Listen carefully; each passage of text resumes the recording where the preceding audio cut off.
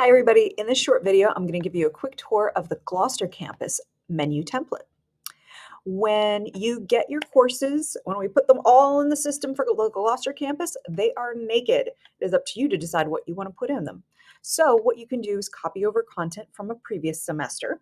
You can use our course copy request form on the portal to say, hey, give me spring of 2021. That was great. I'd like to do that again. I mean, you can just tell us the course information, that's fine. Or you can request this menu template by emailing elearning@rcsj.edu and say, yes, I'd like the course template, please.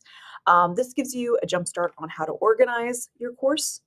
Also, a lot of classes are already using this, so when students jump into your course, it's going to be very familiar to them. So let me give you a quick tour. When students enter your course, they're going to land on the announcements tool.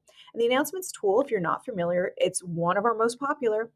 It gives you the ability to post a message in the course and email all your students at the same time. Amazing. All right, create announcement.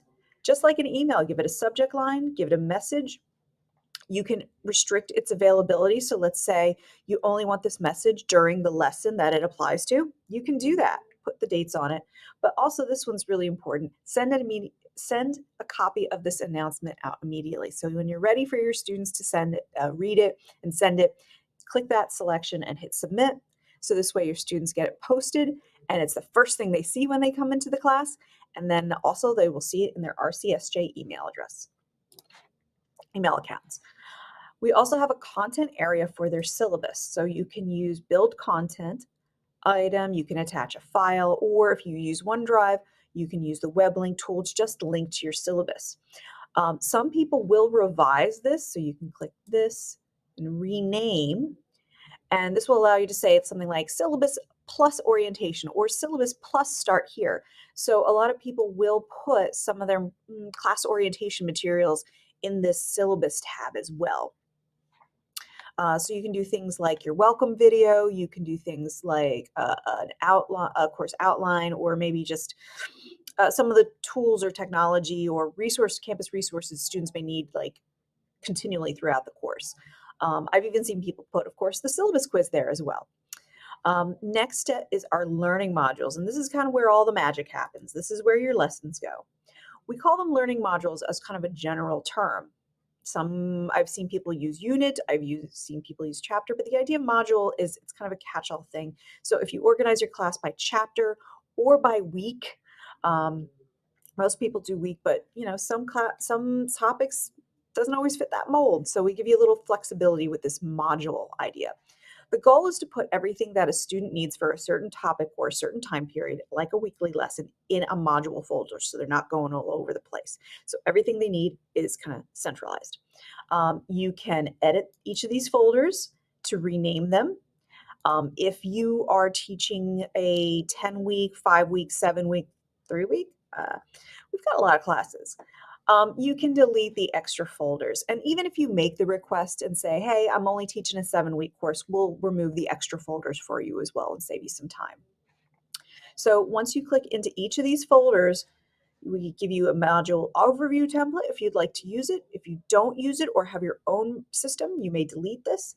But this is where you put your lessons. So use the build content, add assessments for tests and things like that. We next have a link to the discussion board just because it's a very popular tool and commonly used in online, live online, even face-to-face. I used to use it in my face-to-face class all the time. So we have a link to that. And next we have a course tools section. You have my instructor, so you can create a contact and put your information, a picture of you, when your office hours are, things like that. Then we have a link to our Zoom meetings. So not all courses require Zoom meetings, but it's still kind of a good thing to have in there in case you want to do course meetings or conferences, things like that.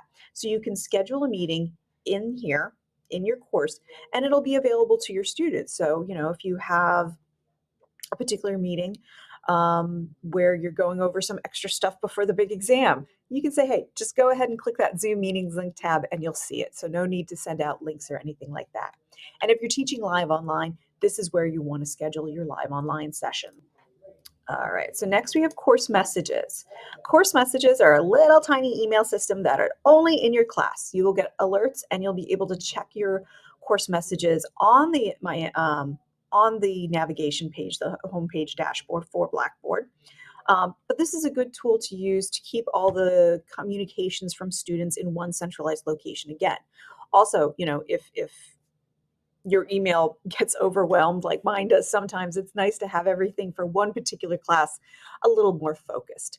Another benefit of using course messages is currently the app has course messages. So even though you may be a bigger fan of email, your students are going to have a little button on their app that they're using that says course messages. So you want to be aware and checking those regularly as well.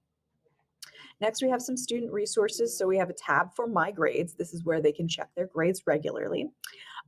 If you need to set up your Blackboard gradebook, please reach out to us at elearning at rcsj.edu so we can set up a session where we can see how you grade things and what's the best and simplest way to set up your gradebook so you can regularly grade stuff and students can say, at 2 a.m., I want to know what I got on that paper that I just turned in. There it is. All these menu items are customizable. So let's say you need an extra link to the Writing Center or tutoring. You can easily do that. Now, mind you, the tutoring and the Writing Center links are also on their homepage as well. But if there's certain extra things, if your class is writing heavy, maybe you want an APA or MLA section to it, you can add that. Maybe you want a lab resources if you have lab in your science classes. You can add things. So using this plus sign, you can create a content area, a tool link, things like that. So this is customizable. You can revise things. Like I said, you could rename this to be Start Here or Syllabus plus Start Here. And that's basically it. If you have any questions about the template, please reach out to us, elearning at rcsj.edu, and have fun this semester.